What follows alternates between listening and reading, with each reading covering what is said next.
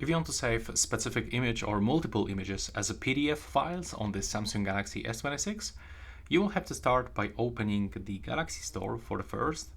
Next, select Apps, click on the search, and search for Good Luck application. You have to get it on your phone, and then you will have to just download.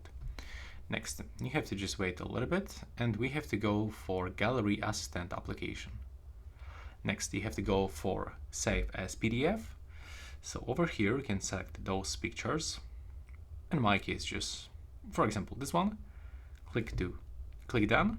And now, as you can see, you can set a PDF file name. Click Save.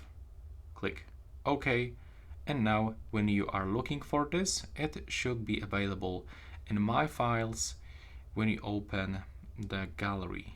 So I believe it was somewhere here, or we can just go simply for the whole internal storage, and we can look for some PDF extension here.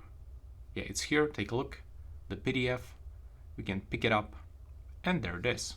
Thanks for watching this video.